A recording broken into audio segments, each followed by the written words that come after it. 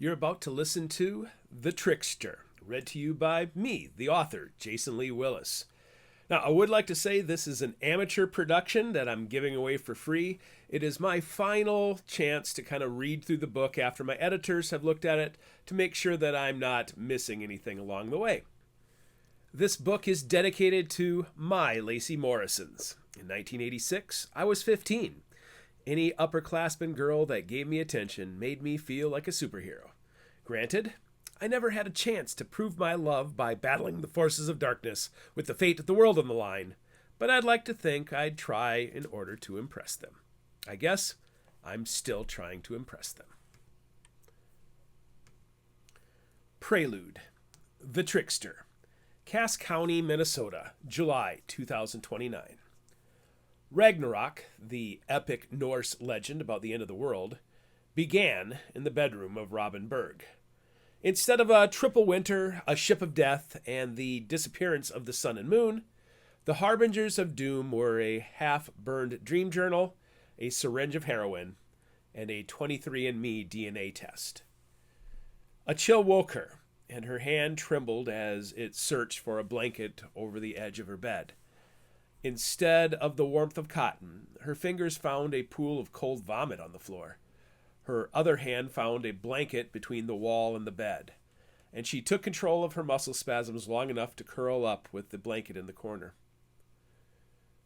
No one had even checked on me, Robin realized. How long have I been unconscious? Prior to receiving the DNA test results, Robin had been 85 to 90% certain that she wanted to kill herself. Her wrists were already covered in scars from previous attempts that went back to her 6th grade year. But they'd been private experiments, and the pain of blades on her flesh quickly changed her mind. The heroin had been a final coin flip to let whatever cruel god that ruled her fate, Odin, Manabozho, Jesus, make the decision whether she lived or died. Thus, Robin 2.0 came to life, with the stench of cold vomit in her nostrils. She wiped her runny nose and stared up at the glow-in-the-dark stars pressed onto her popcorn ceiling. Strangely, the stars in her imaginary worlds were the same as the ones in her own world, but the stories they told were different. Unfortunately, she couldn't be part of the world of Hiawatha County, since it didn't exist. I'm just schizophrenic. She'd never seen a doctor for her mental illness.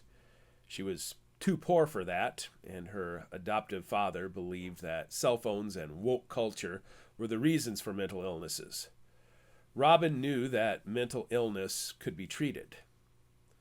The voices are real only in my head. But if she wasn't mentally ill, then Robin forced a deep breath and commanded her body to rise. Unlike the other girls in her class, she still had the body of a pudgy toddler. The magical wand of puberty failed to give her the right kind of curves. Her flawed body struggled to stand. Her room spun for a moment as her racing heart pounded in her chest. She saw the baggie, the spoon, and even the lighter before spotting the charred journal on her bedroom floor. Thank God I didn't destroy it.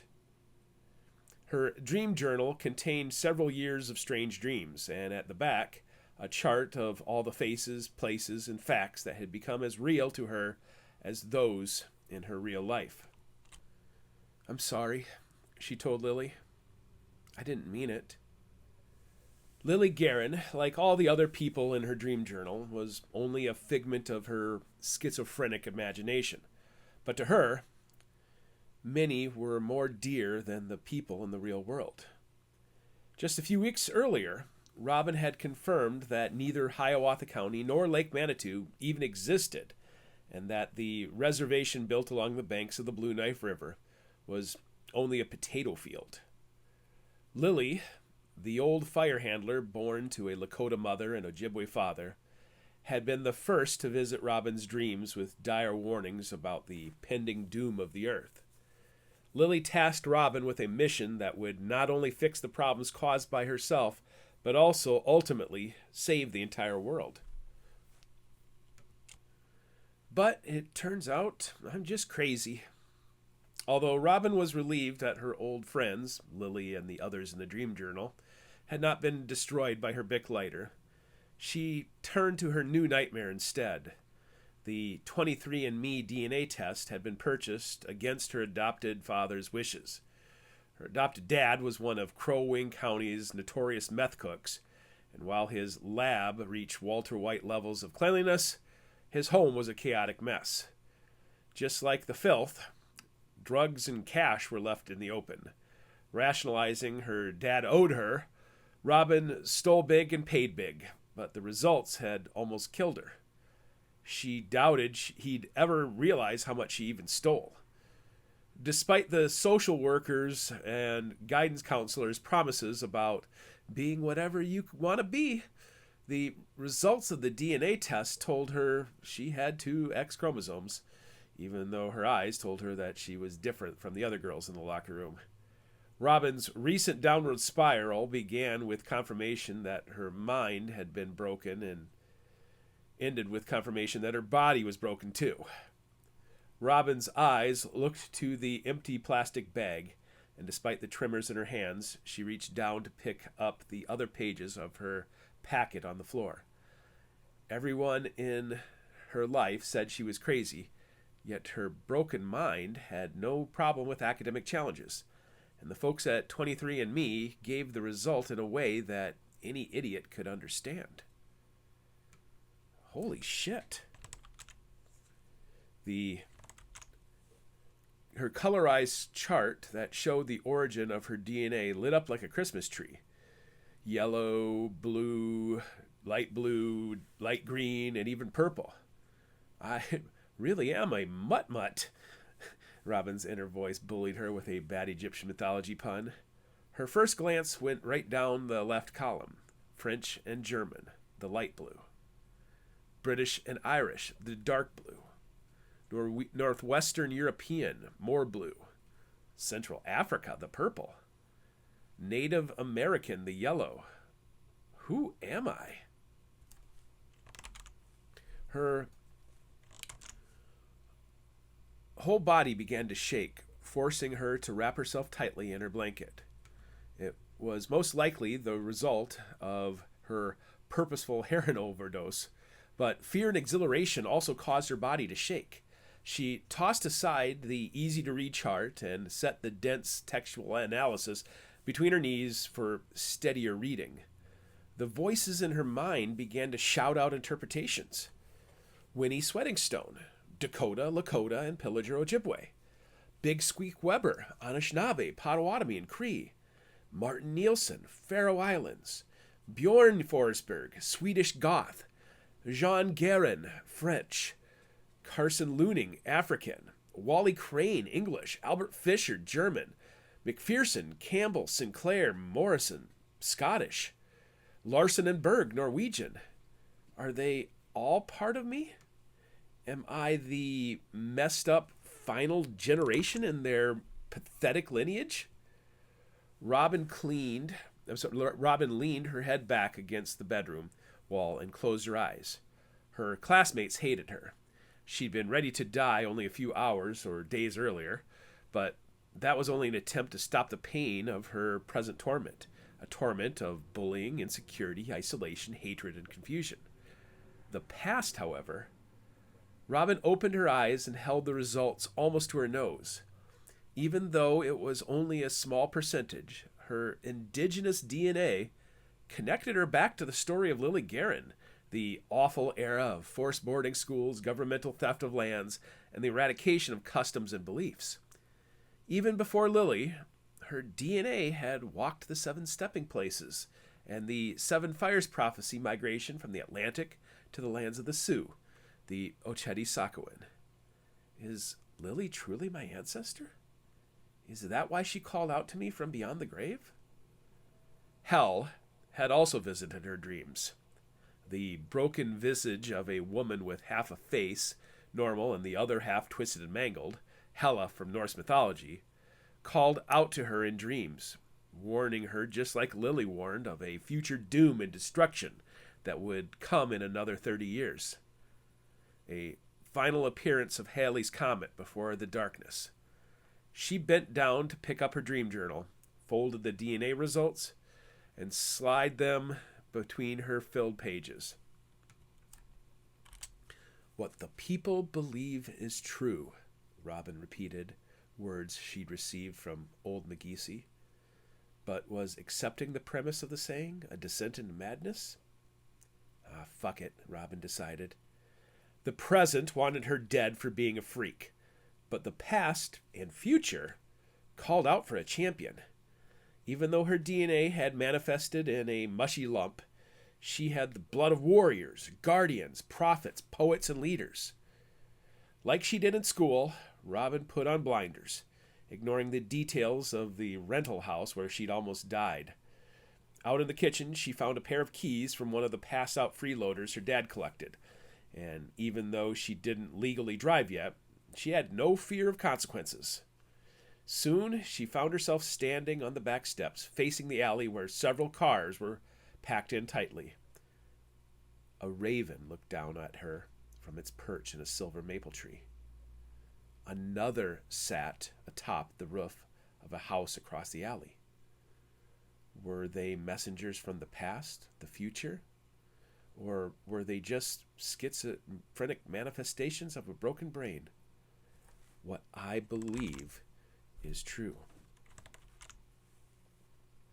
Robin pushed the unlock button, and one of the cars mischievously winked at her. "Take me to the roots of Layrod," Robin called out in the stillness of the present. Layrod, the old magical tree from mythology. The raven on the rooftop took flight. She had a general theory about the missing willow trees surrounding Lake Manitou and elsewhere in the world. Albert Fisher and Lily had stumbled across them almost by accident, but Robin's dreams had shown her how the Order of Eos had used the timeless trees for ill purposes. "It's time I start fighting back," Robin decided as she committed grand theft by starting a stolen car. "It's time for me to send a few ravens of my own." Chapter 1, Sweet Treats. Split Rock, Minnesota, October 31st, 1985. Levi McPherson indulged Edna Forsberg when she opened the door. "Trick or treat." A beat later, 10-year-old Daniel McPherson added, "Trick or treat." Levi had to nudge his youngest brother, Joey, to say the expected line, "Trick or treat." "Oh my," Mrs. Forsberg said. The overweight widow, clad in polyester, clapped her hands together and then quickly retreated to the nearby table where a cookie sheet held a dozen popcorn balls, each wrapped in plastic. "I wasn't sure anyone would stop by tonight. Take two, Mr. Hamburglar." Daniel boldly freed the first from its sticky status on the pan and dropped it into his empty ice cream bucket. "Thank you," he said without taking a second, and bolted off the porch back to the idling car. Joey was not so confident, and Mrs. Forsberg grabbed a hold of a sprinkled popcorn ball and offered it to him. "And who are you, Frankenstein?" Joey nodded, extended his bucket, and darted away once he got the treat. "And who are you supposed to be?" Mrs. Forsberg inquired, turning to Levi. "Jim Morrison?" Surprised the old farm wife even knew rock and roll, Levi chuckled. "I'm just me." He wore a canvas trench coat, snakeskin boots, a pair of leather pants, and a loose-fitting white cotton shirt, unbuttoned to show off his collection of pendants and necklaces. "Thank you, Mrs. Forsberg. Have a nice night." "Stay warm, boys," she called out. Levi's black 1969 Mustang convertible purred in the Forsberg driveway. After a summer of baling hay, walking bean fields, tending chickens, and fattening livestock, he cashed in all of his hard work for the coolest car at Split Rock High School. With his oldest brother Reuben crowned 1982 Homecoming King, and his sister Leah recently crowned 1983 Homecoming Queen, popularity was not a problem for the sophomore. But Levi wanted kids to know that he was different from his older goody-two-shoes siblings. They were Christian rock. He was heavy metal. Levi handed his popcorn ball to Daniel, who was riding shotgun. I don't want it, Daniel said. I didn't eat the one from last year. Levi turned up the stereo, and Tears Are Falling from Kiss drowned out his younger brother's complaints. The trek into Split Rock took only a minute, and after pulling out of the Forsberg driveway, he followed Old Copper Road across Doc Jenkins Bridge and into the downtown. From experience, Levi avoided the worn-down downtown neighborhood and instead drove to the north side of town, up the hill and past the high school. He parked at the top of the hill where all the newer houses were built overlooking the river. As soon as they stopped, Daniel bolted ahead. Hey, Levi shouted out, wait for your brother. Just a kindergartner, Joey had already gone trick-or-treating twice, but this year, Mom made a stink about Halloween being a pagan holiday and didn't want to bring her youngest sons into town, despite having taken her 4 older children during their elementary years.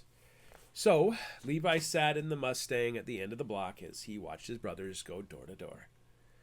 From numerous school fundraisers and a decade of Halloweens, Levi knew each and every house in Split Rock, a former logging town whose population had peaked at 1950 at 2,500 residents, and now was down to 1,800 after the lumber mill, creamery, and half a dozen businesses closed along Market Street. By the time he switched from Asylum cassette to Motley Crue's Theater of Pain cassette, his brothers had covered all 7 blocks of the new avenues that were built along the upper parts of Split Rock. My bucket's full, Daniel proudly declared as he sat down in the passenger seat and grabbed the second one he'd brought. Along with a ban on rock music and Halloween, his mother didn't buy sugary sweets at the grocery store either. So Daniel planned to stock up for months. Levi glanced at his Casio watch, which told him it was 7:43 p.m. Standing at the car doorway, Joey's cheeks were bright red from the cold. Joe, take a break for a bit, okay? Warm up in the back seat. Dan, you can do South Division Street and then we're done, okay? Daniel shrugged and took off with his second bucket. By the time Levi dove down the hill, Joey was already half asleep. Levi turned around in the parking lot of Telemark Bank so he didn't have to watch Daniel through the rearview mirror. He kept his lights off, but already the throngs of trick-or-treaters had thinned. A Hiawatha County Sheriff's deputy cruised north on Market Street without urgency, a reminder that the adults still controlled the world around them. Meanwhile, he saw Daniel running off up the hill with 2 other kids who were going up Tracy Street, a side street with about 10 houses on it. It'll be my fault if we're not back by 8 p.m. Although in park, Levi put his foot on the brake, thinking about driving down to intercept Daniel and putting an end to the holiday. But as he contemplated, he saw a distinctive sight in his rearview mirror, a woman's breast. At first, he leaned forward to put his nose almost to the glass of the mirror, just to confirm what his eyes were showing him. Behind him, the Telemark Bank parking lot extended for about a dozen parking spots, and beyond that was a shared yard for about 8 houses. In the space between Adam's garage and the much smaller single garages of the residential neighborhood, a female figure stumbled unsteadily. His heart pitter-pattered when he confirmed the jiggle of a breast and an exposed nipple as the woman headed directly for his Mustang. He turned around for a better look through his rear window.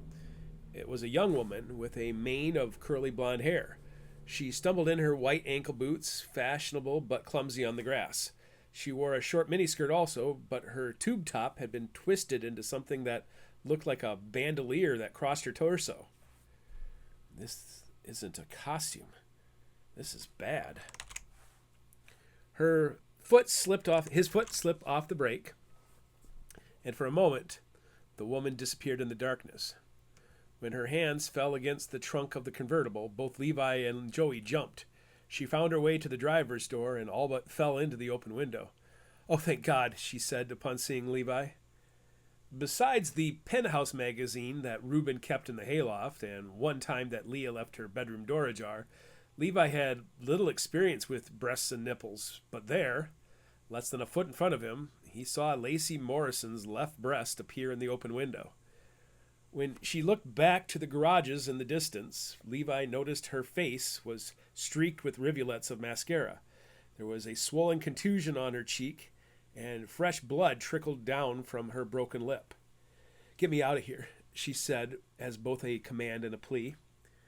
She nodded her head, and Levi, his heart racing, nodded back. She went around to the nose of the Mustang, her hands holding onto the hood for balance as she walked around to the empty passenger seat. "What's wrong with her?" Joey asked from the back seat, now wide awake.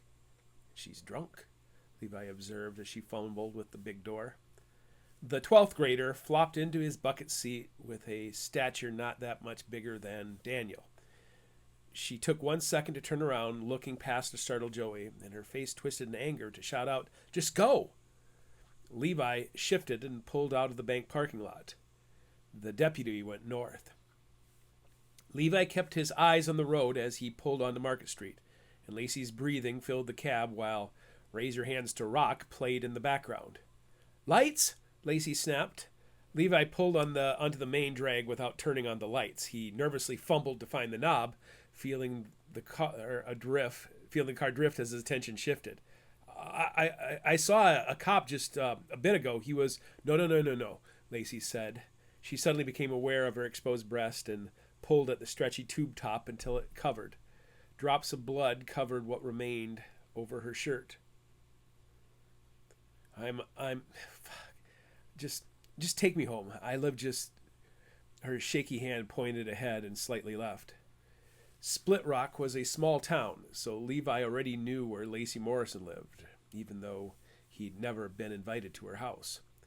He obeyed her command and turned onto Old Mill Road, which crossed over the Crow Wing River, past the public boat launch, and onto a short private drive for 4 newer lake homes. Lacey lived in the Blue House. Levi had barely put the car into park when both of her hands clamped onto his right arm. "Levi, right?" He nodded. I don't want this to be Can you forget this ever happened? Seriously, I mean it.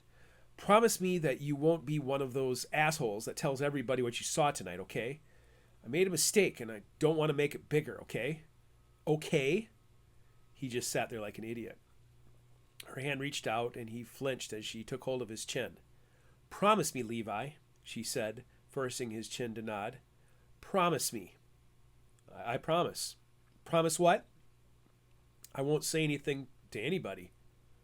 Then Lacey turned to Joey. Her face tightened in painful contemplation. "I was at a Halloween party and I fell down. My costume fell off and broke. Don't worry. I'm fine, honey." The big door swung open, and she slipped out but stopped in the doorway. "Thank you, Levi. I won't forget how you helped me." She gently closed the door, but instead of going in the main door, she walked around the side of the lake home and vanished in the darkness closer to the lake. Levi watched the house for a few moments, but none of the lights turned on. What about Daniel? Shit. Levi turned the car around. "Look, Joe, I think that girl had been at a party where there was alcohol, and you know how much Mom hates drinking, right? If you say anything about her, Mom might think I'm lying and that I was at the party also. So can you promise me that you can keep a secret too?" "What happened to her?" "Lacey Morrison was raped." "I don't know. Like she said, she must have fallen down and ruined her costume. Can you promise you won't tell Mom about this?" "I promise." Levi turned off the cassette player, and a few minutes later, he was driving up South Division Street. The parking lot of Telemark Bank was empty, so he continued half a block up to turn up Washington, where he saw Daniel coming down the block toward him. Levi flashed the light and honked the horn twice, bringing Halloween 1985 to an end. Chapter 2. On Patrol. Wadena County, November 1st, 1985. Brian Forsberg's belly gurgled at the thought of the boondoggle. His 37-year-old bladder also demanded attention. He pulled into the town of Wadena a bit early, and at 5:50 a.m., the little town of 4500 continued to sleep. A block off the intersection of Highway 71 and 10, Forsberg parked in front of the Boondocks Cafe on Jefferson Street. He picked up the dispatch radio. "Dispatch, this is Forsberg. Stopping at the Boondocks for a little breakfast." "Roger that," Katie Lopez answered through the speaker. "Will you be coming in for the morning briefings?" The lights inside the cafe distracted him, and he saw Sherry unlock the door with a friendly wave. Yeah, but tell Dave to do it, and who's working records this morning?" Katie Lopez, the low rung in the dispatch department, grew silent for a moment as she searched for her answer back in St. John. "Charlene." "Good. She knows what the hell she's doing." "Your shift ends at 7? "Roger that." "I'll bring you a cinnamon roll. Over and out." Stepping out of the SUV, Brian hiked up his gun belt and stretched his back after sitting for the past 4 hours. "Why do I feel like an old man?" As soon as he stepped through the doors, he was greeted by Sherry Lucas, who, despite knowing him for a decade, still greeted him with, "Good morning, Sheriff Forsberg. The kitchen is warming up, but can I get you a cinnamon roll?" "Make it 6, he said before turning to the bathroom. When he sat at his booth facing Jefferson Street, a box of cinnamon rolls greeted him. A moment later, Sherry came out with a pot of coffee. He covered his cup with his hand, saying, "Orange juice today. I just worked an overnight shift and need to catch a nap by mid-morning." Quiet Halloween, Sherry Lucas, a mother of 3 grown children, now put on her maternal instincts to use by tending to her regulars. For years, waitressing had helped her in hard times, and now she ran the restaurant and served as a surrogate mother of sorts. "Night's not quite over," Brian said, knocking on the pine trim of the window frame for luck. "But nothing worse than some punks with eggs and staples." "Any company for this morning?" 3, he said, glancing out to the street. Wally Crane was the first to join him at 6:02. At 58, Wally still looked sturdy as he had been 2 decades earlier when he'd been Brian's Boy Scout Pack 88 leader. His dark gray hair had grayed along with the hair in his mustache and eyebrows, but the oil delivery driver and World War II Navy vet seemed a foot shorter than he'd once been. Chuck Looning joined a few minutes later. Growing up, Chuck Looning had been Brian's hero after guiding the Split Rock Bulldogs to the 1956 Class A football championship. The former linebacker walked with a cane after a harrowing helicopter crash in the final days of the Vietnam War. Despite his gimpy leg, Chuck still had the shoulders and arms of a linebacker due to the fact that he regularly worked out with his disabled son, Carson, who lost the use of his legs in a hunting accident. Lifting weights was the only other socializing Brian had with the 47-year-old, and although he had a warm relationship with Chuck's 29-year-old son, Brian's relationship with Chuck remained frosty. That was more complicated than the fact that he looked like his dead brother Chris, Brian's childhood friend. 10 minutes later, Gary McKenzie came rushing in and slid into the booth. "My apologies, gentlemen." Although a Vietnam veteran, Gary looked nothing like the 3 other vets at the table. First, he was a head taller than the other men and rail thin. The former high school phenom was also a hippie at heart, which manifested itself with an earring in his left ear and hair that was pulled back into a 6-inch ponytail. Although 3 years older than Brian at 40, Gary was the closest thing he had to a true friend. Like himself, Gary was also single, and like Brian, it had been a deliberate choice, although for a completely different reason. Gary was a Catholic priest, a Jesuit in fact, which was how his congregation in Split Rock rationalized his eccentricities. After the 4 men finished their hearty breakfast, their conversation became hushed as they found little privacy in a restaurant that was almost packed by 7 o'clock. It appears as if all of the kids in Hiawatha County came home safely last night, Brian began. But we're heading into a weekend, so I have doubled patrols just to keep an eye out for weirdos. Like Trickster, Wally muttered. Brian saw Gary's eyes narrow. Although Gary knew the history of child abductions in Hiawatha County, he'd been in California in 1962 and had no connection to the name. Hearing the name made Brian's stomach twist. Brian shrugged. Like Trickster.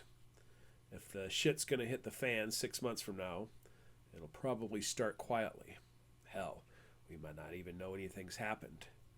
He was referring to any human sacrifices made by the sinister cult known as the Order of Eos. So, I want to move forward as if something had happened last night. Full meeting? Wally asked matter-of-factly. Everyone but Lily, Brian said in reference to the Asante Lodge's founding member. She needs to conserve her strength for the days to come, and if any of you visit her, keep things positive and light regardless of what's going on. If Lily's not coming, should we meet in City Hall? Chuck asked. Since returning to Hiawatha County in 1972, he'd turned his football celebrity and war hero status into political popularity as the mayor of Split Rock. In a way, both men were politicians, yet Chuck seemed more Hollywood than Hick. Too conspicuous, Father Gary countered. You're all pillars of the community, Chuck explained. If it's a full meeting, folks in Split Rock might take notice. We'll meet at the MBO Res like they did in the old days, Brian stated. They all knew about the Mizhike Band of Ojibwe Reservation along the Blue Knife River at the heart of Hiawatha County. He turned to Wally to ask, Can you make the arrangements with McGeesee? Absolutely. If it's a full meeting, we'll need to get Leonard enough time to fly out from Calgary, or drive. The Asante Club had been formed by Lily in 1898 after her encounter with the evil spirit known by her ancestors as the Wintermaker. Brian's Norse ancestors knew it as the evil fire demon Surtur. Father Gary theorized the spirit to be the sleeping demon known by early Christians as Apollyon and by the Jews as Abaddon. In 1898 and 1962, the Order of Eos had attempted to fulfill their dark prophecies by waking the spirit, only to be stopped by Lily. With the coming of Halley's Comet in April, a sign believed to be connected to the seven fires prophecies of Lily's people, a battle brewed, if the tales were true. I'll stop by and speak with McPherson, Chuck offered. We need to keep him in the loop. At this, Father Gary also took initiative by answering, I'll try to say something to Nikki after choir practice. Don't expect any miracles, though. Keep setting the bar lower and lower, Brian joked. Eventually, we won't expect anything from you at all. Father Gary rolled his eyes. What should we do about... Wally suddenly grew hesitant and avoided Brian's gaze. He then looked up to finish. About the Wabashashi situation? You had to bring up Jimmy, didn't you? The Wabashashi was the Anishinaabe word for the marten, the symbol for the warrior clan within Ojibwe society, upon which Lily's Asante Lodge was replicated. Wally Crane represented the Ajijak, the cautious leadership role. Chuck Looning represented the Mang, the aggressive leadership role. Forsberg represented the Guardians of Society, the protective bear, Makwa. Carson Looning took over the role from his great-grandfather Albert Fisher, and despite his youth, served as the philosophical peacekeeper in the lodge. When the Asante Lodge formed, Megisi Asabakashi assumed the role of the Bird Clan, the Benisi, which traditionally represented the spiritual, but since Lily had been baptized as a Christian, she insisted on dividing the role of spiritual advisor to the man who eventually became her husband, the defrocked Father John Guerin. When the role went empty, Bryan filled it with a complete stranger to Hiawatha County, his former chaplain during the Vietnam War, Gary McKenzie. For Ever the Poet, Leonard Whiteelk took the original position held by Fawn Chevril, and despite living in the Canadian Rockies, the 60-year-old elder trained an entire generation of his family to serve as assistants, firekeepers, guards, and helpers for the sacred rituals that would be performed at the end of the sixth fire.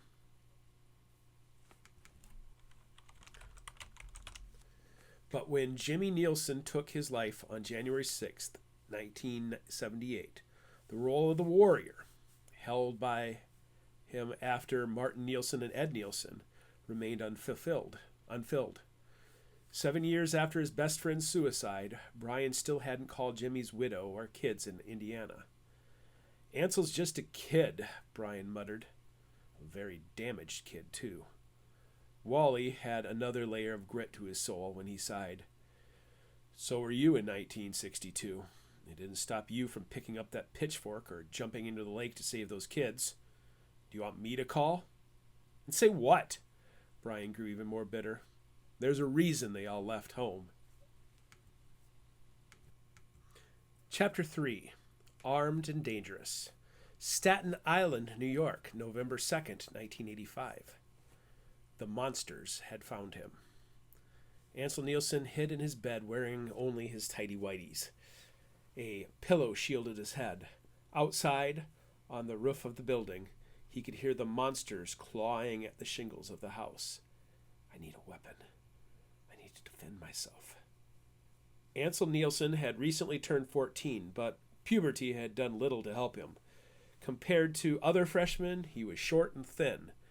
He'd grown out his hair into a mop that covered his forehead, brow, and eyes, and then dyed it jet black to hide his optimistic blonde hair. The scratching continued, and Ansel's fear of what lived under his bed was lost to the sounds coming from the roof. He swung his feet out, stood up, and glanced at his ceiling in case the claws ripped through the shingles. He'd always liked his upstairs bedroom since it was the furthest from the basement. His dreams warned him that the monsters would crawl up from the moist floor drains, but now this aerial attack caught him by surprise. No use screaming. I'm all alone. With 6 months of good behavior came the reward. Trust. His mother and stepfather had gone into the city for a play and stayed in a hotel rather than returning late. Emily, the family's maid, stayed with him most of the day, cooking him lunch and supper, and all but tucked him in a few hours earlier. She lived in some shithole apartment at the center of Staten Island, but with the push of the button, she could appear. I'd rather face the monsters than be a coward. First things first, Ansel dressed himself. He slipped on a pair of black Levi jeans, all white Reeboks, and a Twisted Sisters shirt with a baseball-cut sleeves. "How long have you been watching me?" he asked the darkness. "When was the last time I was left alone?" "Most likely 7 years ago." His father faced the monsters back then, and they took his life. A lightning bolt flashed across his brain, leaving him with a horrifying solution to his current situation. The easier plan, if he chose it, meant going downstairs, where the call button could summon hope. Is this me facing my fears or giving in to them? The shrinks in Manhattan had helped him separate his monsters into 2 groups: the real monsters and those created by trauma.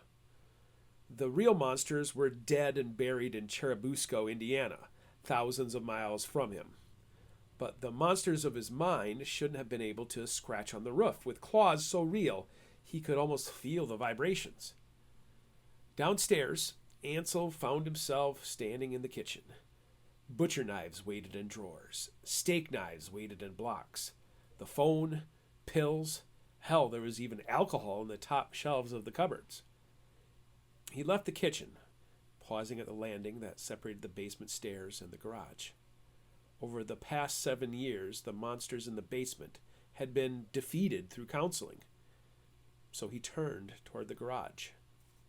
His hand slowly turned the knob, and for almost a minute, he stood facing the darkness. This time, there was no ladder, nor was the orange extension cord wrapped around the rafters. Even in the darkness, he knew the Staten Island garage had a finished ceiling with a clean, gray floor that had never had a drop of blood upon it. So he boldly flipped on the light switch. The bulging eyes of his father did not greet him, and Ansel let out a long sigh and went to work. He found a ladder, centered it under the garage door, pushed the panel aside, and reached up into the hole. His arms were scrawny, but he had enough strength to pull the rest of his scrawny body up into the hole of the garage attic. Thomas Archibald III, his stepfather, spared no expense. His stepfather had inherited millions, yet Tom didn't always waste it foolishly. He lived far below his means with the purchase of a modest cottage facing Hudson Bay. However, he had a yacht anchored in Greece that cost twice the price of the house. This cottage was meant to keep Ansel grounded, yet every corner of it had certain extravagance, including the fact that the hidden garage attic was professionally finished and had wired lighting to illuminate the space. It's where his mother, Aurora, hid the past. Ansel had been in the attic half a dozen times, but not in the past 2 years. Memories led him to a few boxes that contained the contents of his sister Tanya's room. 7 years ago, Tanya had been the one who first heard the disturbance in the garage, and even though she was 5 years older, she turned to her little brother to defend her.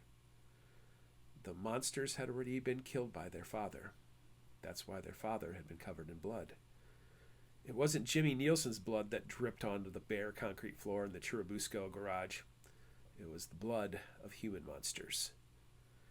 Ansel found Tanya's stuffed bear and saw the dark blood stains upon its fur. He looked at his fingers that held no trace of blood, but the stains remained. After finding his father hanging in the garage, some invisible force guided him to perform an inexplicable act. Not even his Manhattan shrinks had pried this detail from his traumatized mind. The head of the 2-foot-tall bear came off relatively easy to reveal a silver shaft extending down through the spine of the bear to where its hips held the mother-of-pearl handle of a Colt Python revolver. One bullet, ready to be fired, remained in the chamber. Dad did it for a reason, in case new monsters came back. With the pistol he'd hidden 7 years earlier in his hand, Ansel found himself creeping outside the house. If it was time to battle monsters, he at least wasn't going down without a fight. The big .357 Magnum would likely knock him over, but not until the monster paid the price. Ansel chose a spot in the deep shadow where a tree provided cover to step away from the foundations of the house for a better view of the rooftop. He held the pistol to his chest. He took 10 paces and then turned. It wasn't a monster. The inky, hairy creatures from his dreams were nowhere to be found. Instead, a single raven sat upon the roof, and before he could even move the pistol, it flew off into the darkness of the west.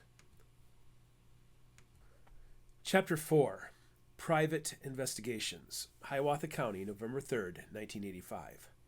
The lights were still on when Brian Forsberg woke on his living room couch instead of his bed. The left tendon in his neck throbbed, an old football injury. Waking felt like a hangover, but it wasn't alcohol that caused him pain. The coffee table in front of him, and its pile of evidence, still waited for him to solve the greatest mysteries of his life. First, he packed up the report from 1962 and put everything back into the file for Logan Troost.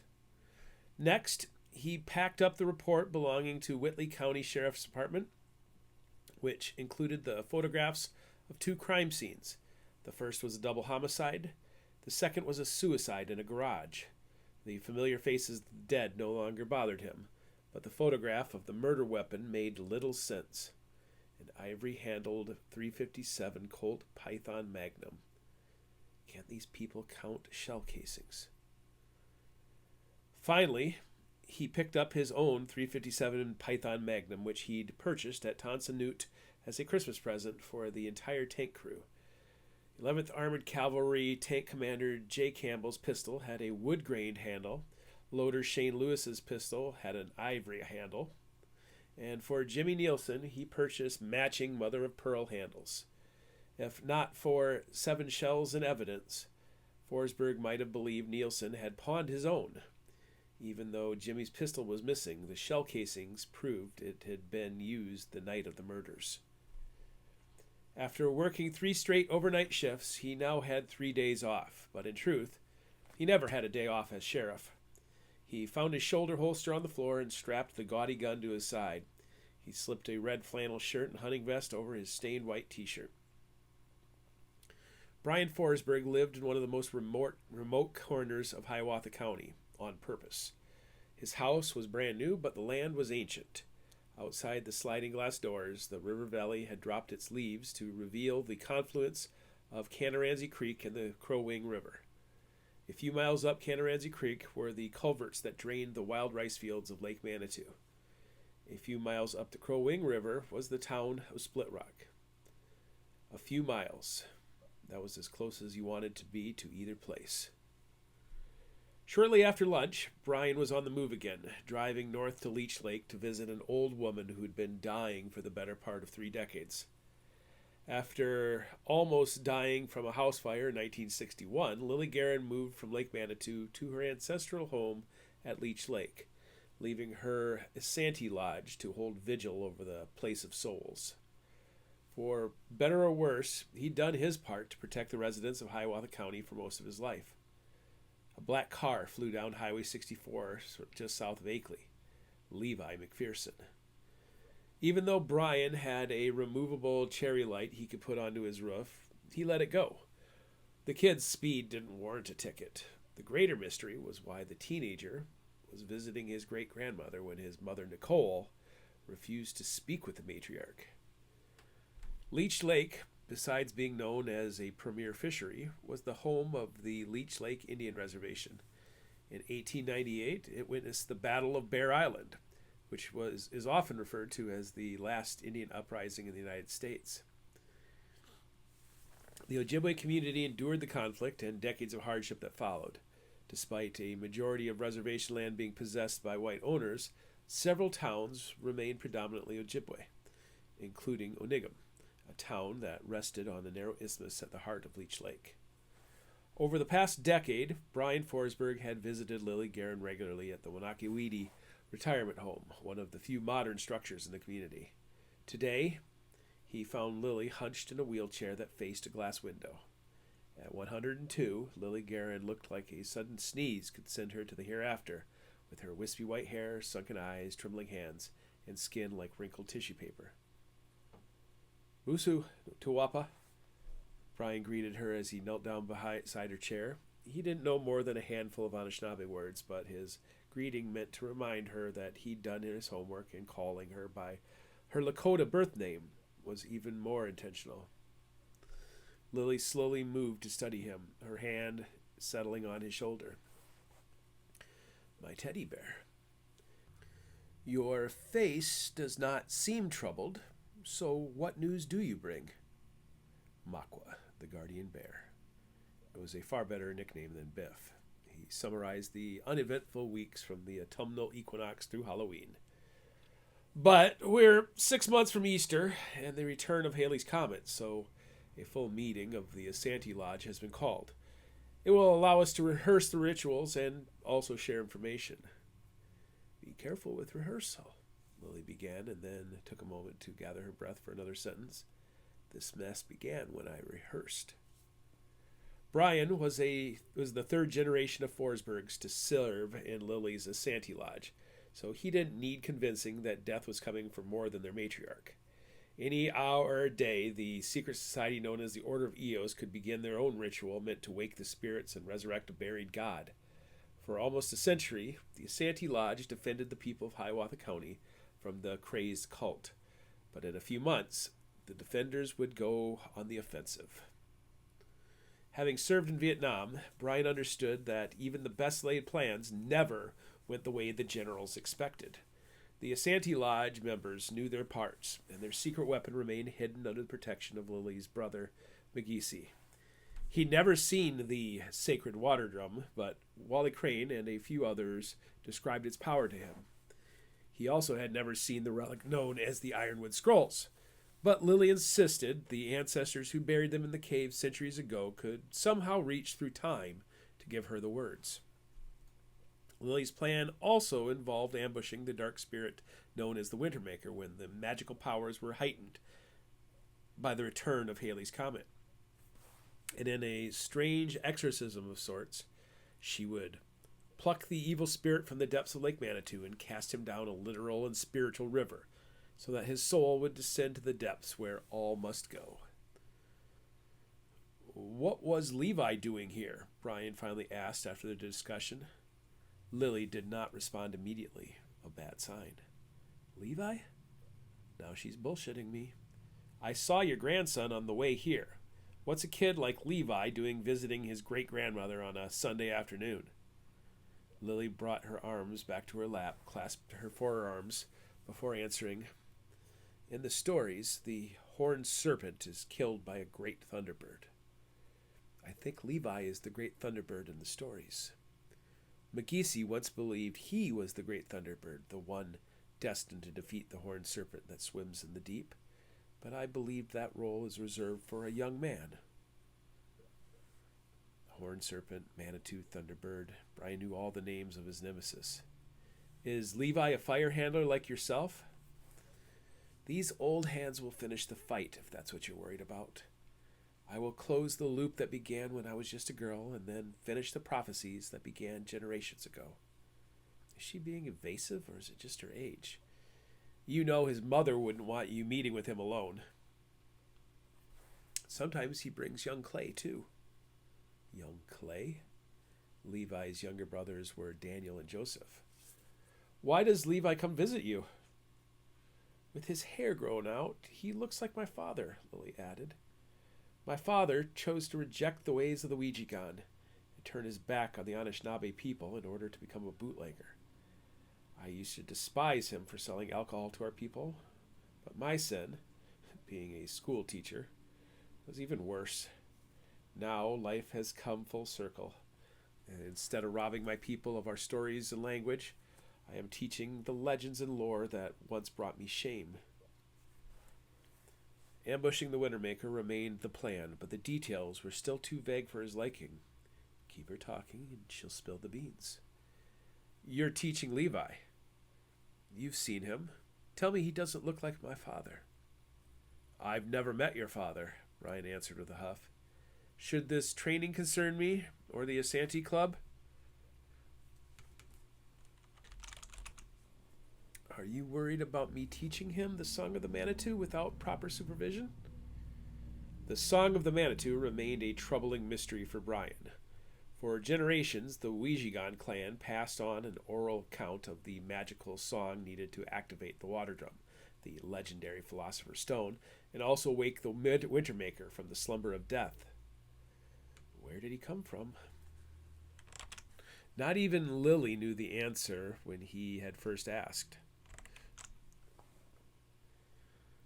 According to Sakama Riel, a historical consultant and principal at the Turtle Island Jesuit School, he believed that the sacred shell described in the Seven Fires prophecy was a written account of the Song of the Manitou, from which Lily learned her vision.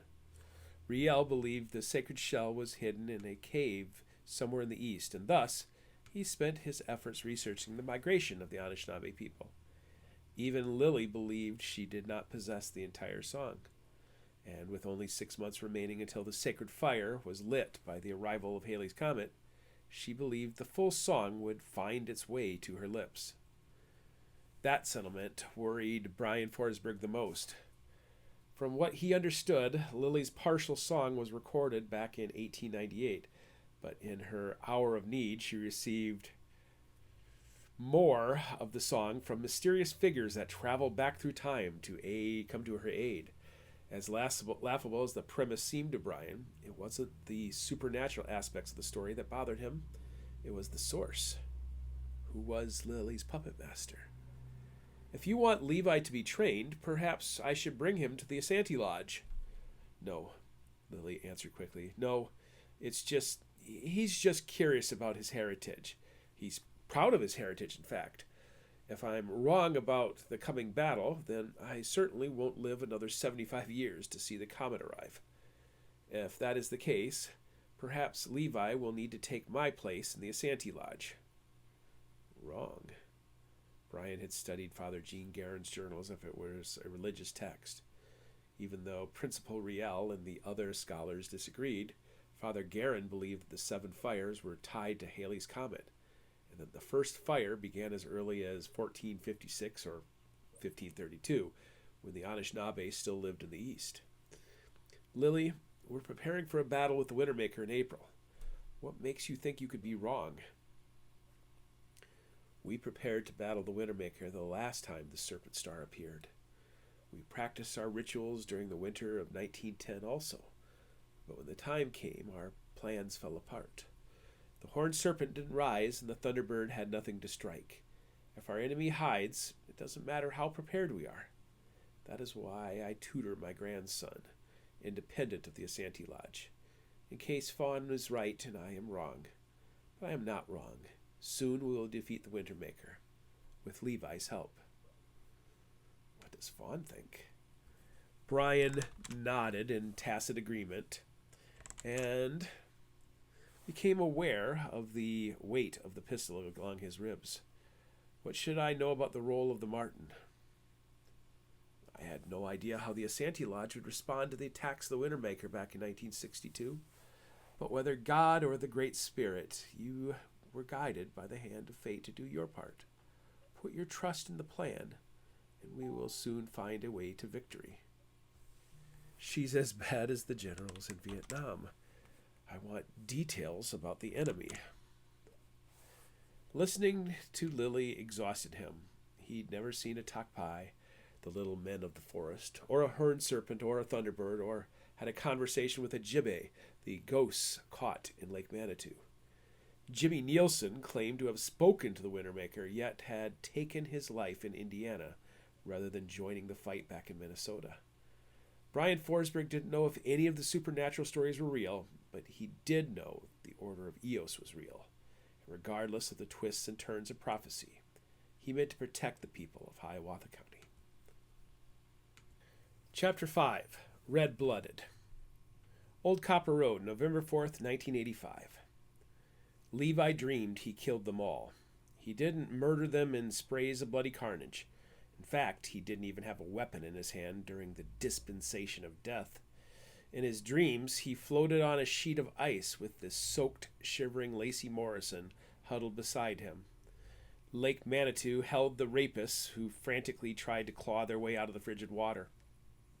Although rumors of the incident had spread, he didn't know the names of the assailants yet. Standing over the faceless monsters, Levi used the heel of his snakeskin boot to smash them in their pathetic faces and send them down into the depths of the lake. In his dreams, he punished the guilty, but when his alarm clock rang, the identities of the rapists sank into his subconscious. Levi wanted to be a hero for Lacey, but for now he could only manage to be the hero his grandmother needed him to be.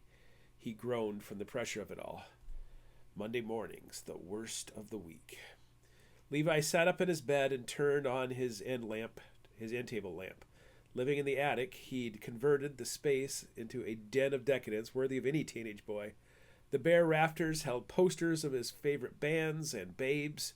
His entertainment center was a pile of boxes with a blue navy sheet tossed over it. The only true extravagance was his Panasonic stereo system, which he'd purchased the summer prior to buying his Mustang. He slipped into a pair of black Levi jeans and grabbed a t-shirt from the top of the pile. He combed his hair through his fingers through his shoulder-length hair to remove any snarls, and then found his skull bandana used to keep his bangs out of his eyes. Ouijigan, the Skull Clan. At the bottom of the stairs, Joey and Daniel shared a bunk bed in the bedroom that was originally built as an oversized landing. Both were already awake and likely downstairs since none of the McPhersons ever overslept. Further down the hall, 3 of the 4 doors were also open. The first room on the left belonged to Reuben, his older brother. The next room was closed. Ben was away for his freshman year at St. Cloud State University. The room at the end of the hall belonged to Leah, who was still fixing her hair in the mirror in the bathroom as he entered. She was a wonderful human and all that blah, blah, blah, but as the reigning homecoming queen, it mattered too much to her what people thought of her. Levi reached for his stick of Old Spice and quickly retreated a step. He tossed it back onto the counter and reached for his toothbrush. Leah was applying her eyeliner and gave him little notice. He scrubbed furiously and then inched in front of his sister to spit it all out in the sink. "Aren't you even going to wash your face and comb your hair?" He didn't answer as he left. Downstairs, his family gathered around the kitchen table. Unlike the larger dining room table, the kitchen table acted more like a buffet. His father, Gavin, was flanked by Reuben and Daniel. The 3 of them woke around 5 a.m. to do chores, something Levi used to do prior to buying his stereo and Mustang. Farming was a good way to make a buck, but he was past all of that now. His mother, Nicole, was at the stove, transferring sausage links to a plate, which she then held in the middle of the table to serve the French toast, scrambled eggs, and muffins. Several forks, including Levi's own, began stabbing sausage links. He stood, plate full, and leaned against the counter. The early bird got the worm, and at the McPherson farm, the early bird also got choice spots at the table. When Joey got up from his spot at the end of the table, Levi slid in. By the time Leah finished polishing her veneer, Daniel would vacate his spot. It was orchestrated chaos, as his mother would say. "Ben is coming down for practice on Wednesday," Mom told him. "So, I don't want any excuses about missing practice. Is that understood?" He grunted as he chewed, and once he finished, he vocalized, "Understood." Even though Levi had rejected the farming path of his father, he still walked the path of his mother, although to a much different beat. A few years back, hoping to bring a dash of Holy Spirit to St. Marie's Catholic Church with a modern Christian rock band, his mother switched from being the church organist to being a musical director. The band featured her children. Levi played bass guitar, Ben and Reuben played electric guitar, Leah rocked vocals, and Daniel beat the drums. Even little Joey would pick up a tambourine and do his part while the bleach-blonde mother sat behind her electronic keyboard, reveling in it all. They were the God-blessed Partridge Family of Split Rock, Rock of Ages. Stylistically, they embarrassed him. Music was the only thing that connected him to his mother, who trained him to be a damn good bass player. She was vain, concerned only about social status, and from what he could tell, racist. Even though she was a quarter indigenous, she openly despised Indians, which is why she kept Gigi Lily tucked away like a skeleton in the closet. After finishing breakfast and pecking his mother on the cheek, the first thing Levi did when he got out to the Mustang was put on his Maggie's shell necklace, a sacred symbol to the Anishinaabe people. He'd purchased it at the annual powwow last September. Even though he was only an 8th indigenous, the genetic wheel left him darker than his siblings, the black sheep of the family, and Levi embraced his Anishinaabe blood. He dropped off his younger brothers at the elementary stores and listened to music in his car like the other rebels along the back row of the parking lot. When the tardy bell sounded, he and several of his farm boy friends shuffled off to the school. Forsaking the life of a Boy Scout and jock, yet still choosing to live a clean life without vice, Levi carved out an identity for himself in the Split Rock High School music program, signing up for both choir and band, where he could play 6 different instruments. To those kids, he was practically a rock star who'd soon be on tour with Motley Crue or Ormus, but he chose to play the part chill and low-key. Upon learning it was a lab day in science, he ducked out of the classroom to find a practice room between the band and choir rooms. In truth, it allowed him to tickle the ivory of a piano or to strum one of the acoustic guitars. When the door flew open suddenly, he expected a secretary had come to drag him off to class. Instead, Lacey Morrison stood in the doorway. Looks like she's hiding too.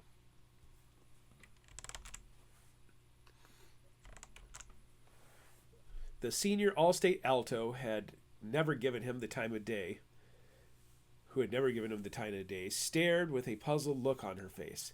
Then she pushed the door shut behind her and sat down on the edge of the piano bench beside him. "Hey," she began. "Back at ya," he answered in her hesitation. "Levi, right? You're Leah's brother."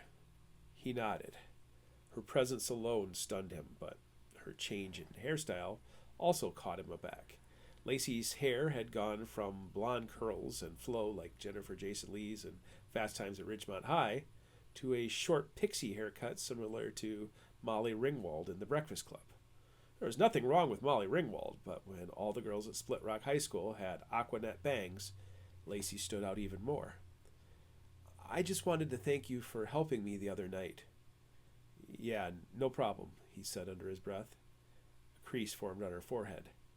"I just want to make sure we're cool." "Yeah, I'm cool. But are you cool?" She shrugged and looked down at her black and white Oxfords.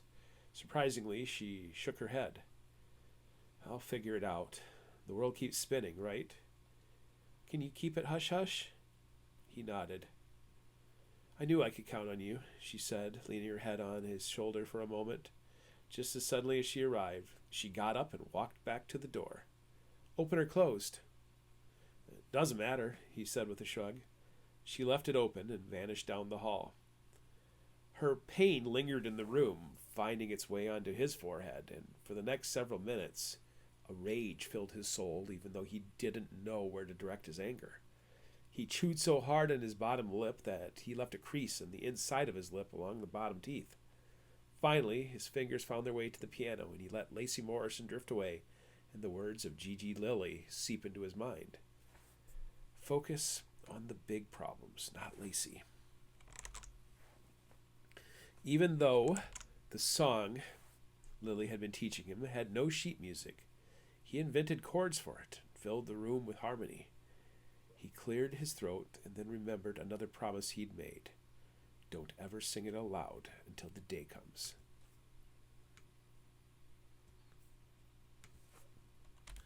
Chapter 6. Why McGeesee? Turtle Island Jesuit School, November 10th, 1985. The Asante Lodge didn't know what they were doing now any more than when Brian Forsberg was just a kid with others in the old deer stand. For most of the meeting, Forsberg sat with his arms crossed and his hand on his chin, hiding his mouth. Captain Chuck ran the meeting like a town council meeting. This is bullshit. But he wasn't going to say it around men he respected. Ever the politician, Mayor Chuck moderated the meeting, cutting off frightened grown men who rambled for too long. The biggest rambling culprits were Principal Riel and Father Mackenzie, who debated the religious iconography of the Ouija version of the Seven Fires prophecy. By the time Carson added his 2 cents on the theory, things would spiral out of control. Brian just kept his mouth shut and nodded along. Old McGeesee looked like a gremlin sitting in a big chair behind the superintendent's desk. The last link to the Ouija priests of old had given them clarification of Lily's game plan, which was hatched the last time Halley's Comet visited. At the arrival of Halley's Comet in April, the Asante Lodge, including Lily, would meet at Turtle Island in full force. Armed with the sacred water drum, Lily would somehow invoke the magic words found in the Ironwood Scrolls to draw out the ancient sorcerer, the Wintermaker, and then cast his water spirit into the spiritual river of souls, which would take him to the underworld where he belonged. If the plan works, McGeesee added in closing, Father Guerin died the last time we thought we were ready. Both principal and priest agreed that this act would cause a chain reaction described in their religious texts. For Principal Riel, it would either usher in an era of rebirth known as the Eighth Fire, or fail and bring the Earth's demise. Father Mackenzie casting the Wintermaker into the depths meant that the delay described in the book of Revelation could now continue with a different kind of seven trumpets. Either way, the end of the world loomed. As the bear representative, Brian sat back and let the leaders and spiritual guides figure out the meaning of the old rituals. When talk shifted, he, as sheriff of Hiawatha County, jotted in his small pocket notebook a few questions that needed answering, while everyone else in the Asante Lodge trusted in their creator and boldly rushed forward. Forsberg's research produced questions.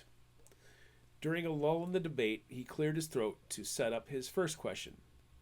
McGeesy, I was wondering, why did the Ouija cultists that grabbed you back in 1898 fail?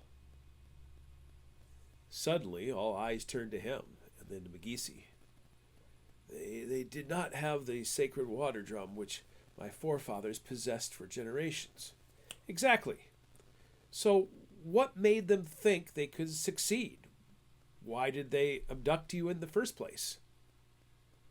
McGeesy's wrinkled face grew even tighter. The Ouija clan existed for generations before my forefather came to Lake Manitou, and the ancient song was kept by the priests. Even though they did not possess the written version of the song described in the Ironwood Scrolls and the prophecy, they still had the Song of the Manitou, which had the power to summon the spirits. Lily knows the song, Wally pointed out, prompting an inadvertent eye roll for Brian. Brian knew all about the magic associated with the Song of the Manitou, but sorcery and spells were not part of an investigator's vocabulary. He looked down at his notepad, and the eyes of the dead stared back at him. Why did these Ouija cultists grab you? Brian had done his homework. He knew all about the Battle of Sugar Point, as it was called, which was the last of the armed conflicts between the Native American tribe and the United States government. The conflict actually took place on Leech Lake in 1898, and the newspaper articles mostly described its cause as a logging rights issue. But hidden between the lines, he'd found reference to the Ouija cult conducting a ritual on Bear Island, which was interrupted by American troops searching for rabble-rousers and bootleggers. The previous year, McGeesy began, my father Nanakonan invited 3 elders to come to Lake Manitou to test me for specialized training. Brian also knew the different types of priests found in Anishinaabe culture, beginning with the Mide and advancing to the Jeskid and Wabano. Did they grab you from the school here because of the training you were receiving? McGeesy shook his head. No, it was because... An answer did not follow his hesitation. Correct me if I'm wrong, Brian began with another way of getting to his point.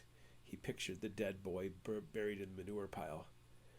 I grew up with bleeding rock in my backyard, so I've seen the grooves in the stone meant to collect the blood of human sacrifices, and how these channels collected and drained into Lake Manitou.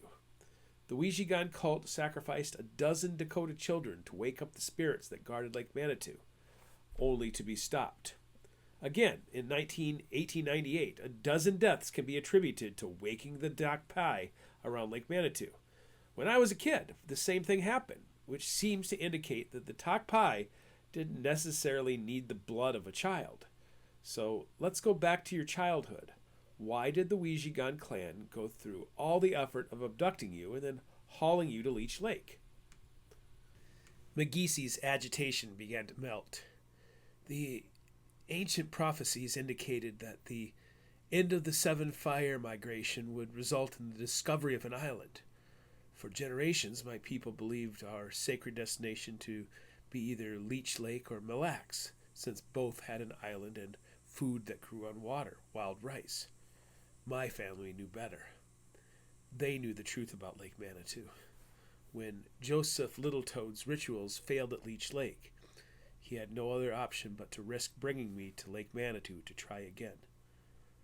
Principal Riel jumped into the conversation. He and Brian were of similar age, but While Brian went off to fight in the Vietnam War, Riel went to college and began the soft life of a scholar. The term Omadai has its root in the Anishinaabe word, which means vessel or container. Usually it is connected to words that mean pot, cup, or container. As I've said, I don't have any historical references to use the word Omadai in other accounts of the Seven Fires prophecies. You wouldn't, Megisi told his student. Only the Ouijigan clan would have known the full prophecy.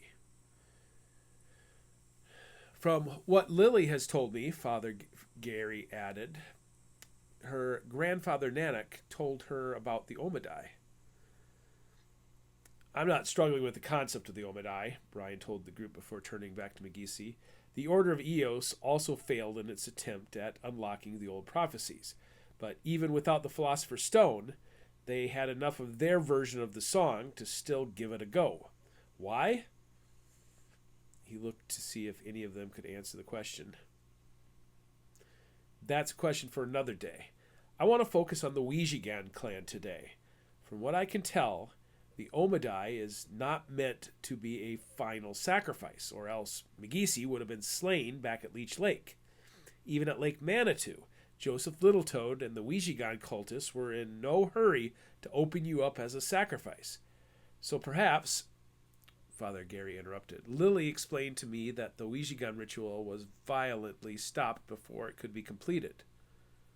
Brian glared at the Jesuit priest before focusing once more on Megisi. In the Vietnam War, Brian remembered a J Company captain sending the FNGs ahead of his veterans. Now, Lily insisted on an Omadai being present at the ritual without explaining the purpose. Why did the Ouijigan go through all the efforts of grabbing you, Megisi? I need to understand that. Megisi deflated. It was a mistake. It was a sign that was misread. For generations, my Ojibwe people held strong in their faith, which is rewarded with the appearance of Migi shells. Since receiving the first prophecies along the Great Ocean, my people look for the sign, the white cowrie shell that is not indigenous to the land. From the first stopping place on Montreal Island to the sixth stopping place on Madeline Island in Lake Superior, the mystical, unexplained appearance of Migi shells has led the faithful on the path. Even though people believe Leech Lake fulfilled the prophecy, there were no shells found, nor were there shells found at Mille Lacs. You found shells, though, Wally commented. Megisi shook his head. No, Lily found the shells. I told my grandfather that I'd found them, and when he told the Ouijigan elders that I found them. They chose me to be the Omadai because I was the boy who found the shells. The question had been answered. Brian nodded and the meeting continued, yet he still didn't understand what the Ouijigan expected. Ultimately, the ritual failed when Father Jean Guerin and the rest of the Santee Lodge caught up to poor Wagisi and his abductors at Deadwood Island, just in the nick of time. There's got to be more to it than we know.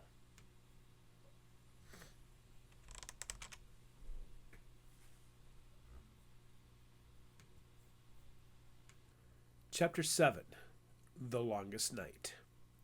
Haggard Bay, December 19th, 1985. Lake Manitou quietly waited for another offering. In the red glow of the taillights, Thomas Doby sucked smoke through the cap of his cigar, held the final draw in his lungs, and then flicked the butt onto the ice where its glowing ember slowly joined the darkness. A few yards away, singing resumed inside of the wooden ice house. Every once in a while, Doby would hear a few foreign syllables that echoed familiarity deep within him. But the rest of the time, the vocalized phrases sounded like complete gibberish. Slivers of light found their way through the joints of the ice house, and combined with the parking lights of the car, Doby could clearly see the surface of the ice between the shack and the shore. Too many eyes are watching, Doby decided as he scanned the darkness of Haggard Bay. If the stories were true, the eyes watching him did not belong to the living. Unlike the main body of the lake, there were no houses built upon the shore of the old quarry. The only ambient light came from the nearby town of St. John, a mile to the north. But every once in a while, a car drove down the highway, spilling light onto the frozen bay. Dobie knew he could find shelter and warmth inside of the ice house. Instead, he remained vigilant, a sentry in the dark as the car idled. Slipping his hands back into his coat pocket, he found the familiar shapes of his pistol in one and his knife in the other. Inside his insulated coat, he felt the shape of his Glock in several clips. Unlike his relatives, Thomas did not plan on dying in such a cursed place.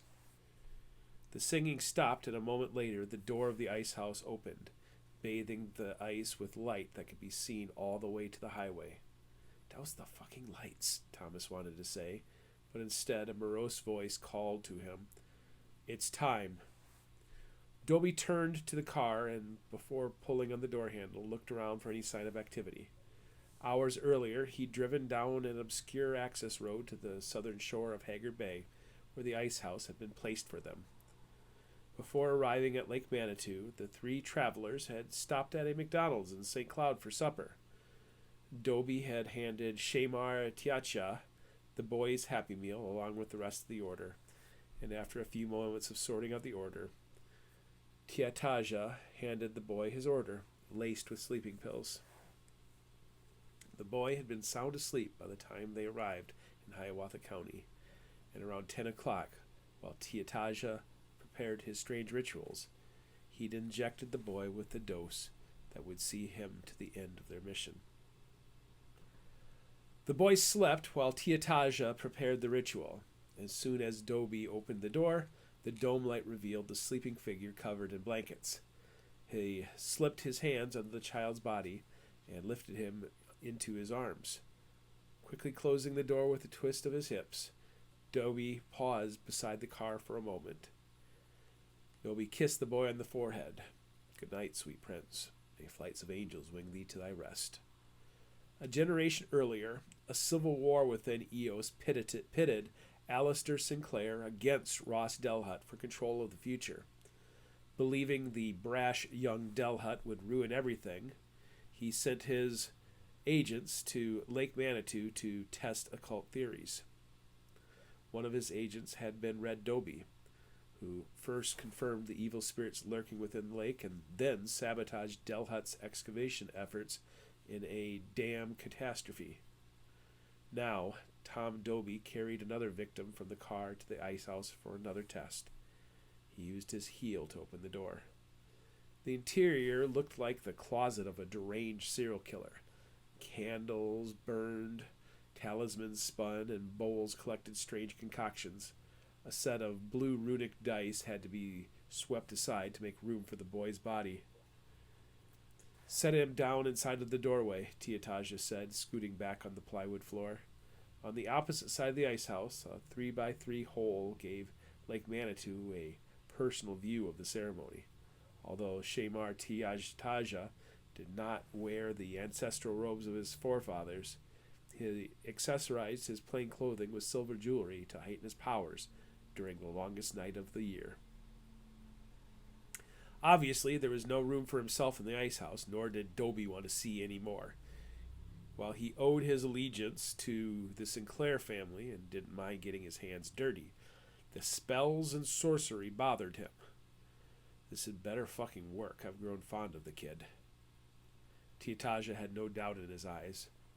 When Dobie discovered him 5 years earlier, the man looked more like he belonged in a fantasy novel than in the modern world. And once he shaved his long beard and dressed in modern clothes, the Finnish shaman looked like a man who could hold a jigging rod in his hand rather than the slender knife he currently held. "Perhaps you should wait back in the car. I cannot guarantee your safety." He nodded. "Stay in there until this works, priest. You've got a lot of work riding on this." "Until it works?" Tiataja mocked. "I would not have had you bring the boy if my translation of the song was not already working. Now go. Leave me to my work." Dobie stepped back, allowing the door to slam shut. Although winter officially began with the night solstice, the ice was already thick and cracked by expansion. Dobie looked around, unsure of what Tiataja had already woken. This time, he returned to the car, sitting in the driver's seat to warm up. Even though it was the first time he'd ever been to Lake Manitou, Dobie knew all about the lake's sinister history. 2 decades earlier, his Uncle Red had been one of the victims of the Great Flood of 1962, which turned Haggard Quarry into another bay of the lake. Decades before that, his grandfather left Albany for Hiawatha County, only to witness wholesale carnage and death. Even though his blood gave him a key to the family heritage, it had taken years before he was shown the lock, and more years before he was allowed to open it. Now, as a fully invested member of the Order of Eos, he knew all about the purpose of the magic being used. The future of Eos still hung in the balance. In recent years, Ross Delhut strengthened his position with a philosophy of patience, while old Alistair Sinclair turned to his granddaughter Maddie, who believed spiritual victory could come in a matter of months. Centuries of waiting have come down to a few months, Dobie observed. I just need to make sure this mess is cleaned up when it's over.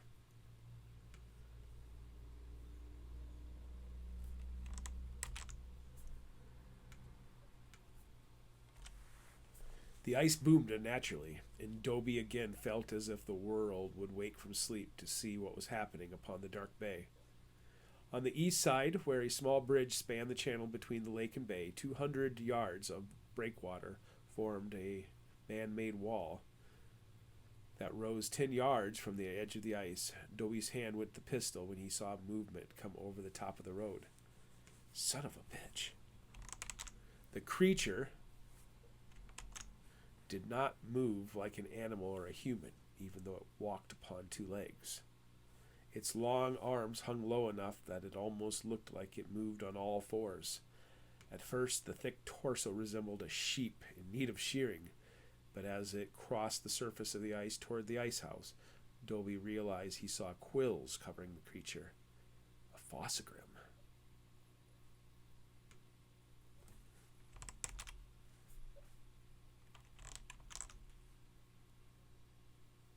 Theory had turned from trial to verification.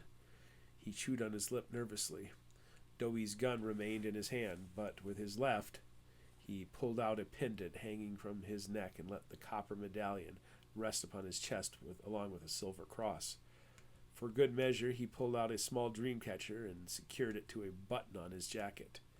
Dobie knew the creature did not belong on Earth and that his pistol was useless. By the time he climbed out of the car, the creature had already reached the ice house and vanished from sight. Tiataja's voice belted out strange syllables, and the song resonated across the ice once more. As Dobie neared the door, he could see the creature had torn open the side, letting light and blood spill out onto the ice.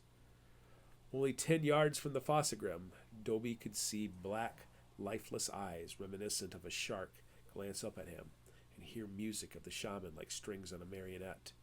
Although the creature had a hunched back and crouched legs, its shoulders were still level with the man, making it much larger than a man.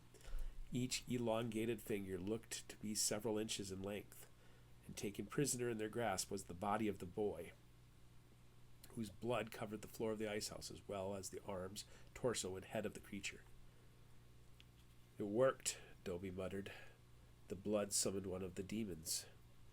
The creature slid sideways and for a moment seemed to stand upon the surface of the hole as if the water were as rigid as the ice. With boy in arms, it slowly descended and vanished into the depths of Lake Manitou. It appears Miss Sinclair's theories were correct, Tiataja said after the water grew still. The coming comet has made the spirit strong. Are there more out there? Yes, many more of them, but most are sleeping. I found 2 still awake, who'd been hiding all these years, cast aside by some sorcerer. It took a little coaxing to guide that one back home. Congratulations, Tom Dobie said. You've unlocked an ancient text that many believed had been lost. The test had been a success.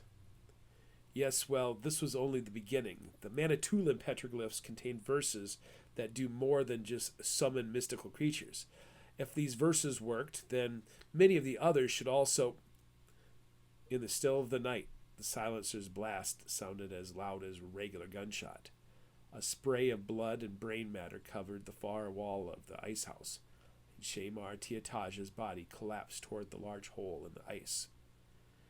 Neither Ross Delhut nor Alistair Sinclair wanted Tiataja to hold power, and with the rediscovery of the ancient language confirmed, the shaman was no longer needed.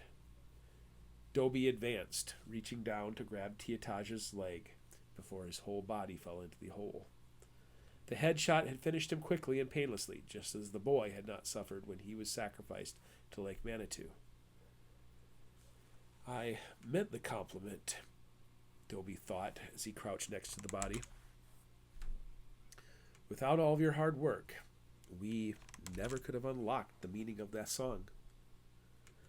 Dobie reached into his jacket and found a copy of the translated song, broken down into English syllables instead of exotic petroglyphs. But you don't belong to the Order of Eos. My ancestors began this, and I will help finish it. When you learned of our true purpose, you could have turned on us. Sorry about this. Dobie cleared his throat and began singing the strange syllables, letting the offering of blood and the old magic lead the other creatures back home. Chapter 8, Nevermore. Old Copper Road, December 20th, 1985. 7 miles away, on the far side of Lake Manitou, Levi McPherson dreamed of being a rock star after a strange song, a melody without lyrics, entered his dream. The creative impulses in his mind turned it into a new song, which he and his imaginary band instantly turned into another hit that made the arena go wild. His fingers plucked the strings of his white bass guitar, and the massive stage speakers shook the air. Instead of his siblings, the members of his favorite heavy metal band Oramus flanked him as the crowd roared, except for a small pocket at the center of the crowd. A hunched, wrinkled old woman held the hand of a young girl on one side and an adult with a deformed face on the other.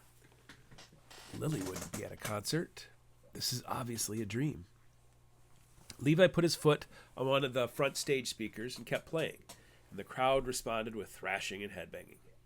Suddenly, a crackle of electricity came through the speakers, and the entire dream went silent. Levi and his bandmates stood dumbfounded.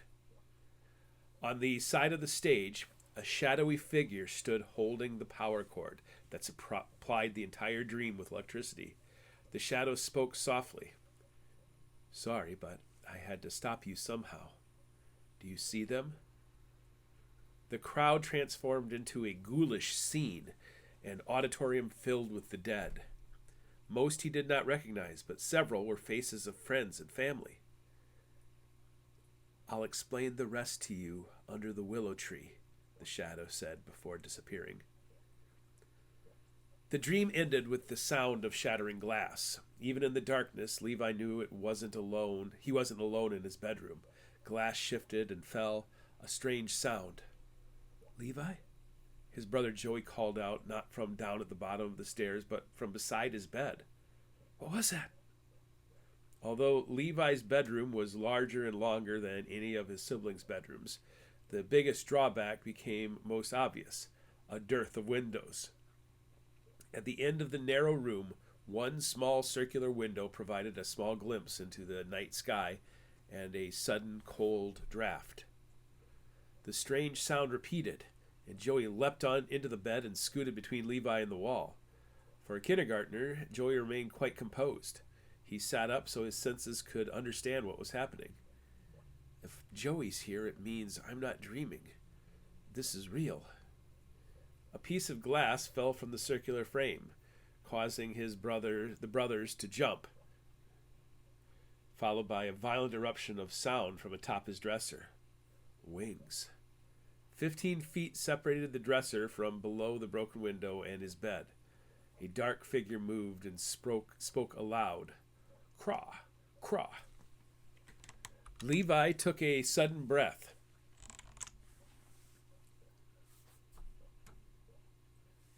Bravery chipped away at his fear. He found enough courage to lean out from his bed and feel for his lamp, but at the same time his fingers felt the knobby dial. The creature in the shadows moved again. The light came on, casting bright light into Levi's face that irritated the uninvited guest. Lily was right. I shouldn't have been dabbling with the song. It's enormous, Joey said, soft as a whisper. For a moment, Levi couldn't believe his eyes either. A 2-foot-tall crow, blinking and studying them, stood on his carpet. When it shook out its feathers and stretched its wings, the creature doubled in size, and its garble sounded like it came from an adult human. One of its wings did not fold back into its body right away. It quivered for a moment before the crow drew it back. It hurt itself crashing through the window, Levi realized. Blood was on the glass dresser and carpet. A small trail followed the bird. Having grown up in Hiawatha County, it was not the first crow Levi had ever seen, only the first one in his bedroom. It stood, stoically taking in the sights of Levi's room. Between the bed and the far wall, Levi had a stereo system with speakers and 4 crates full of records, 8-tracks, cassettes, and even a few CDs. On the other wall, he had his white bass guitar, amp, headphones, and a desk full of sheet music. The crow walked over to the stereo and inspected the technology with its 3-inch beak for a moment before looking down at an open cassette boxes lying in front of the glass door of the stereo cabinet. Its neck snapped back to look directly at Levi, and then its beak turned back to one of the cassettes and pecked it so hard that it came away with a foot of tape. "Hey," Levi said, but not before the crow shook the cassette, bouncing it against the stereo and towards itself. Then, with a powerful rap of its head, the cheap plastic of the cassette broke. Levi leaned forward to do something, but before he could, the crow spoke the clearly discernible syllable, "Stop." What the hell, Levi thought. And if not for the presence of his little brother beside him, equally stunned, he would have thought he was still dreaming. "Stop, stop," the crow said, then let out a baritone gargle before adding another set of craw-craw. "It spoke," Joey said. "Can we keep him as a pet?" Levi had to compose himself. Fear gripped his heart, yet his little brother showed courage. "No, Joey, we need to get him out of my room. He must have gotten disoriented and didn't see the glass. Just move slow and steady." "What are you going to do?" Joey asked. "We need to get him from going into the rest of the house. Sneak behind me and get close to it and go close the door at the bottom of the stairs, okay?" As they moved off the bed, the crow shifted but did not move. Levi stepped toward the stairwell, which led to Joey's bedroom on the second floor, allowing his brother to scoot behind him and run down the stairs. Levi took a few slow steps toward the injured bird before it repeated, "Stop." Someone raised this crow as a pet. It's not a wild bird. When Joey returned to the top of the stairs, Levi took another step. "We'll shoo it back to the window, and we'll see if it'll leave the way it came." "But what about the glass? It's bleeding," Joey said, standing next to him to create a human wall across the narrow room. Not answering, Levi stepped forward, and Joey followed. The crow finally turned, took 2 hops, flapped its wings with the dresser top as a target, but once its wings outstretched, one wing malfunctioned, causing the bird to crash sideways halfway up the dresser. Levi approached gingerly. He stretched out his arms, but when his hands grew close enough, the bird defended itself with a quick peck at his fingers and darted low against the wall, heading right towards Joey, who sidestepped out of the way, but with surprising deftness, swept his arms around the bird and pinned its wings to its body in a hug. The crow bit at Joey's forearms, catching a pinch of flesh in its beak, but Joey ignored the pain and began shushing it. "Fire," the crow said, just as distinctly as it had spoken earlier. Then it made a series of strange clicks. Joey smiled proudly, the bird filling his arms. "He's just scared." "He's also bleeding all over you," Levi said, seeing Joey's arm covered in blood. He crouched, staying low so that not to upset the bird. A couple of its wing feathers were bent, revealing a gash about 2 inches long. I don't think he would be able to fly right now, even if we could get him outside. Let's keep him, Joey repeated. There's no way Mom will let that happen, Levi said, and then glanced over at his alarm clock, which read 5:27 a.m. Wait, she must not have heard. Maybe we can keep him. Change it all, the crow demanded. Change, change, change. Joey grinned widely. He's awesome. Levi felt terror, but gathered himself. He must have been raised by humans. I've heard crows are even smarter than parrots. If we're going to nurse him back to health, we can't let Mom know. She'll freak out and get Dad involved, and we'll end up wringing its neck or something. We need to keep it a secret. The crow immediately mocked the words. Secret. Secret. Secret. He sounds like Fozzie Bear from the Muppets, Joey said. Is your name Fozzie? The crow made a few strange gargling noise while Joey petted its back. A blanket rested next to the bed. What are you doing in my room? Levi asked. Joey's face filled with puzzlement. Oh, I had a bad dream, Joey answered with a shrug. What a strange morning. This has got to be related to Lily's stuff. Levi looked beside where he sat and saw the destroyed tape of his favorite band, Ormus. I had a dream too. Lily relentlessly asked about his younger brother, especially Joey, who she mistakenly called Clay. Joey's a part of this. You really want to keep him? Joey nodded enthusiastically. Well, we can't keep him in my room. He'd destroy everything.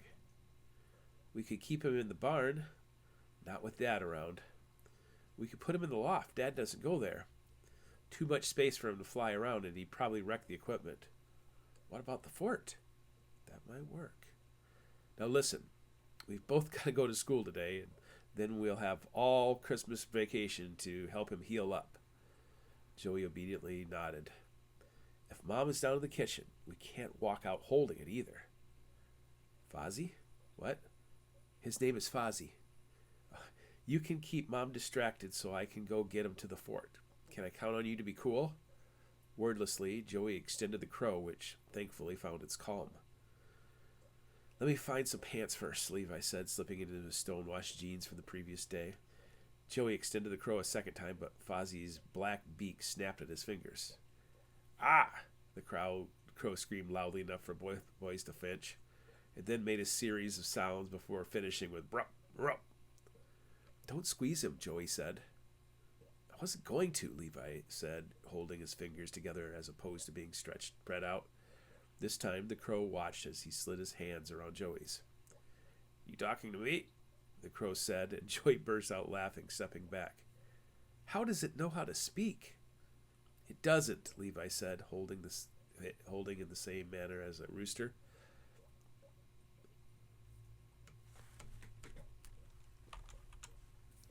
It's somebody's lost pet, and it just repeats phrases. That's from a movie. Now, give me your blanket so I can wrap him up. Then go change so we can get him out of here before Dad and Daniel get done with chores. Using Joey's blanket, Levi dabbed at the blood along the cut, which dislocated more feathers, showing torn skin, but did not reveal bone. Leaving only an exposed beak, Levi draped the blanket over and swaddled the bird. As Joey returned wearing fresh pajamas, Levi slipped on a pair of untied Nikes. Can you fake being sick? Joey nodded enthusiastically. You can't stay home, but can you complain about not feeling good? Tell her you had a bad dream and that you feel hot. She'll want to take your temperature, and when she does, I'll slip out of the house, okay? I can do it, Joey said. You'll be fine, Fozzie. Joey smiled at the bird. At the bottom of the stairs, the brothers passed through Joey's bedroom strewn with toys. In the hall, Daniel's door was open, but the others were closed, and Levi continued down the second flight of stairs. A light gurgle came from the crow, but it restrained himself as Levi passed through the dining room and near the kitchen. Levi nodded, and Joey, dragging a blanket, walked around the colonnade. I don't feel good, Joey whined to his mother, who was making breakfast. Oh, sweetie, what's wrong? Sure, she believes him. I I feel hot, and I had a bad dream. You look like a little flush. Let's check your temperature. At that, Levi stepped out of hiding and peeked. His mother turned from the medicine cabinet on the far side of the kitchen, allowing him the opportunity to quickly cross through the edge of the kitchen and out into the mudroom. At the back door, he stopped and listened. So what was your dream about? Mom asked. I had green hair, and all the kids in my class teased me and called me the wrong name. There was a girl with a smashed face who followed me around, pointing at me, and when she spoke, blood came out of her mouth. Oh, how horrible, Mom said empathetically. Now open up so I can get your temperature. Could things get any weirder? Levi wondered, looking at his own reflection in the window of the door. Well, it doesn't seem as if you're running. Levi turned the knob and slipped into the darkness. Dawn would not come for another 2 hours, so his secret mission would remain hidden as long as his brother and father didn't return unexpectedly from chores. The large red dairy barn was lit up for milking, and he saw Daniel and his father pass by one of the windows. So far, so good. The McPherson dairy farm was built on a rocky bluff that served as a watershed between Lake Crow Wing River and Lake Manitou. The front of the house faced Old Copper Road and the Crow Wing River, while the rear of the house sloped away toward Lake Manitou. A thick forest of oak, birch, and pines covered the rocky bluff that rose steadily for about a mile from north to south along the southeastern edge of the lake. The McPherson boys had their own park-like playground just a few yards from their back door. The fort, as Joey called it, was a 3-level treehouse built in the massive branches of a raggedy box elder tree. Several years ago, Ben had enlisted the help of his younger brothers to build his masterpiece. Built in the crook of the twisted tree, the first level was 6 feet off the ground. Shh, it's okay, Levi told Fozzie as he cradled him like a football in his left arm and climbed with his right. With a series of strange clucks came from the crow as it studied its surroundings. Why does it act so human? The second level followed a lesser climb, allowing Levi to just use his fingertips as to keep his balance. A 6x6 platform with short railings had once allowed brothers to play cards, but now, as a 16-year-old, Levi wondered if the aging boards would hold his weight. The third level had been built with walls, a roof, and a trap door. As a child, he had to climb up the wooden steps, but now he could reach it from the platform, pushing the hinged door back into the treehouse. There wasn't enough room to stand, so he crouched on his knees as he looked over the small room. This will work. It was small enough to keep the crow from breaking into flight and hurting its wings, but had enough space for it to hop around and explore while its wounded wing healed. Okay, Fozzie, we'll figure out what crows eat and bring you a big meal after school is done. Try not to make too much of a fuss. We're doing this for your own good. Levi set the rat bird in the far corner and then quickly backed down, closing the trapdoor behind him. While the amateur construction had plenty of airflow, it lacked windows for covert meetings of the McPherson boys. He glanced back to the barn and then to the house just to make sure he hadn't been seen by his parents. Standing on the platform again, he looked across the ice of Lake Manitou. On the western shore of the lake, he saw the flashing lights of emergency vehicles. Fire! Fire! Fire! Fozzie called out, followed by a chorus of clucking noises. But with the fort surrounded by a grove of trees, Levi hoped Fozzie's croaks would not be noticed. Levi found himself breathing heavily, and the December chill suddenly felt colder than normal. Fire. This can't be a coincidence.